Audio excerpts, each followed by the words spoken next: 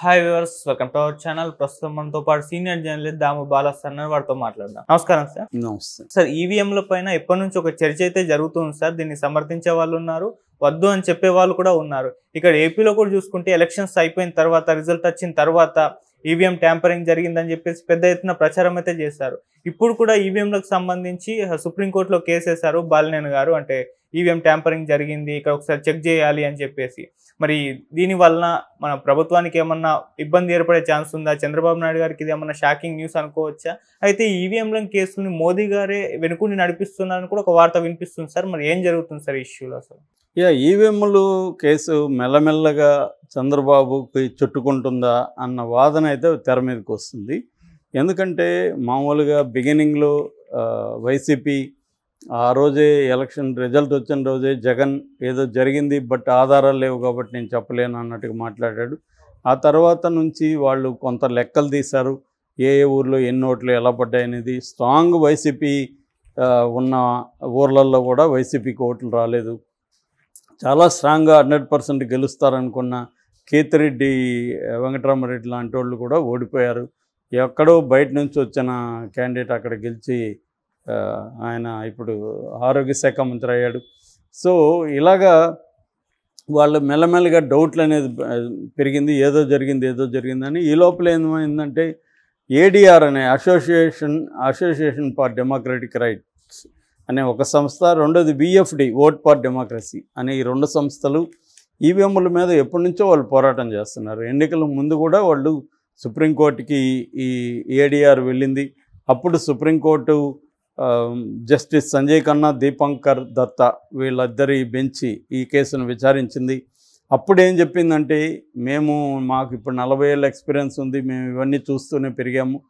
గతంలో ఉన్న బ్యాలెట్ దీనికంటే కూడా ఈ పేపర్ బ్యాలెట్ కంటే ఈవీఎంలు ఖచ్చితంగా మంచివి, ఈవీఎంలు అడ్వాన్స్డ్. ఎప్పుడైనా కూడా మిషన్లు పొరపాటు ఉండదు, దాన్ని డీల్ చేసే వాళ్ళ మనుషులదే ఉంటుంది. కాబట్టి ఈవీఎంలు పర్సే తప్పు కాదు, దాన్ని ఎలా వీళ్ళు మేనేజ్ చేస్తున్నారు అనేది చర్చ అని కూడా వాళ్ళు చెప్పారు.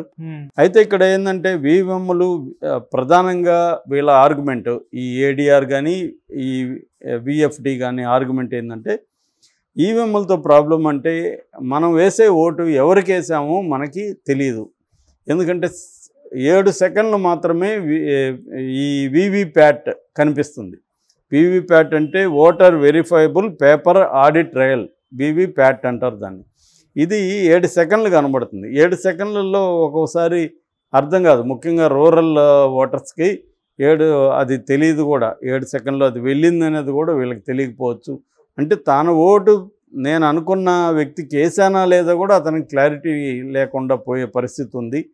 అట్లాగే వీటి చెకింగ్, వీవీప్యాట్లని ర్యాండమ్గా చెక్ చేస్తూ ఉన్నారు. అట్లా కాకుండా 100% వీవీప్యాట్లను చెక్ చేయాలి. మనం ఎవరికి ఓటు వేసింది ఈవీఎం, దాన్ని వీవీప్యాట్ కరెక్ట్గా 2 సింక్ అవుతున్నాయా లేదా అనేది చేయాలంటే అది సాధ్యం కాదు ఫిజికల్గానే తేల్చేసింది ఈసీ. సో ఈసీని అది కూడా ఒక రాజ్యాంగబద్ధమైన బాడీ కాబట్టి మేము దాన్ని ఆదేశించలేమని సుప్రీంకోర్టు గతంలో చెప్పేసింది. సో ఈ కాంటెక్స్లో ఇప్పుడు సుప్రీంకోర్టులో ఆల్రెడీ కొన్ని కేసులు పెండింగ్లో ఉన్నాయి. ఇప్పుడు బాలినేని శ్రీనివాసరెడ్డి ఆల్రెడీ హైకోర్టులో కేసు వేశాడు, కానీ హైకోర్టులో ఆయనకి న్యాయం జరగలేదు. వాళ్ళు ఏం చెప్పారంటే, మామూలుగా అయితే సుప్రీంకోర్టు 45 రోజుల వరకు వీవీప్యాట్లని ఉంచాలి అని చెప్తే, ఆంధ్రప్రదేశ్లో 20 రోజులకే దాన్ని కాల్చేసామని ఈసీ చెప్పింది.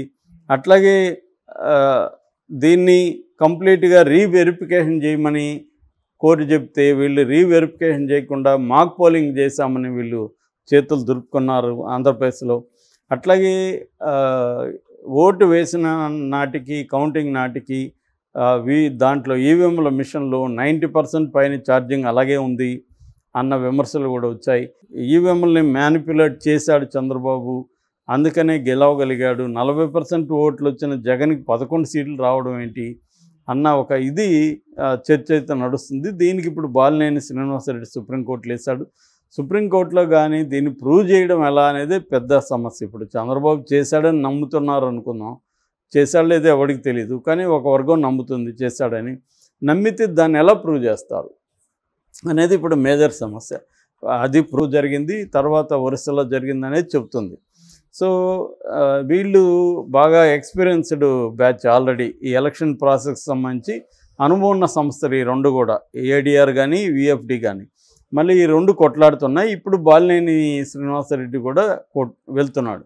అంటే దీని వెనక మోడీ ఉన్నాడనే ఒక వాదన ఇప్పుడు వినిపిస్తుంది. ఎందుకంటే మోడీ ఉండడం ఏంటి, మోడీ గవర్నమెంటే కదా ఉండేది ఇక్కడ కానీ అక్కడ కానీ, డబుల్ ఇంజన్ సర్కార్ ఉంది.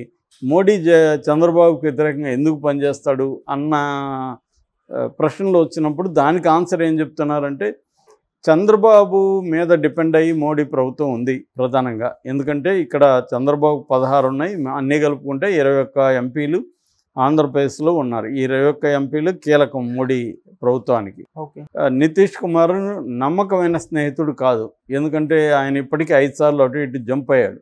ఇప్పుడు మళ్ళీ అక్కడ స్టేట్ ఎన్నికలు వస్తున్నాయి కాబట్టి మళ్ళీ ఇండియా కూటమి వైపు జంప్ అయ్యే అవకాశాలు ఉన్నాయి. ఆల్రెడీ కొన్ని సిగ్నల్స్ ఆయన తేజస్వి యాదవ్ని కలవడం, పోగొట్టడం ఇలాంటివి చూస్తుంటే మళ్ళీ అటువైపు వెళ్ళడానికి గ్యారంటీ కూడా లేదు.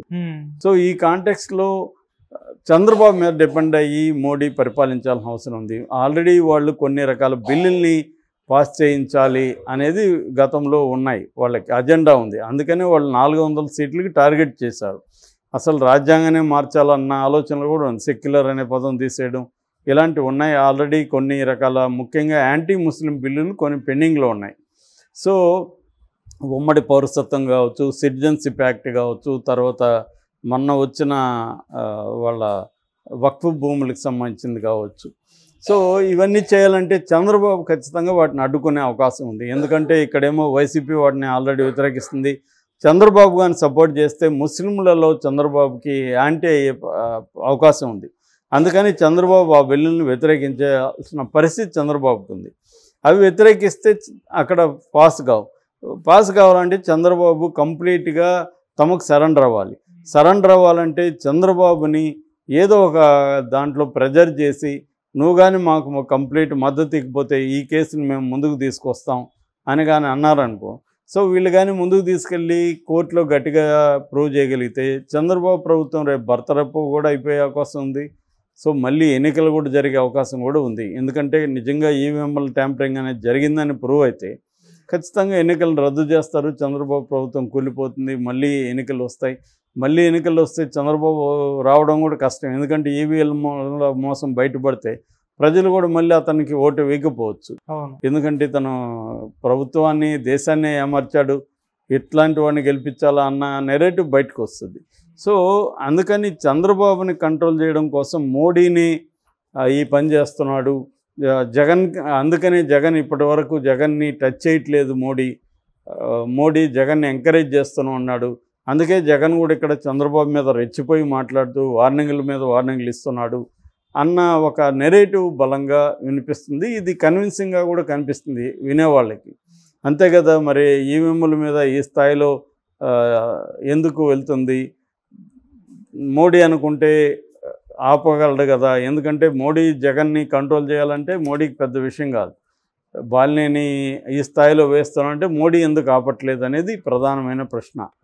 సో అట్లాగే జగన్ విపరీతంగా రెచ్చిపోతుంటే మోడీ ఎందుకు కంట్రోల్ చేయలేదు? ఎందుకు సిబిఐ ఈడీ కేసులు ఒక అంగుళం కూడా ముందుకు కదలలేదు ఈ 3 నెలల్లో కూడా? హైకోర్టు ఇక్కడ పదే చెప్తున్నా కూడా డైలీ విచారణ జరపమని ఎందుకు సిబిఐ ఈడీ ఇంట్రెస్ట్ తీసుకొని చేయట్లేదు అనేది ఇక్కడ చాలా ప్రశ్నలకి ఆన్సర్ లేకుండా ఉంది.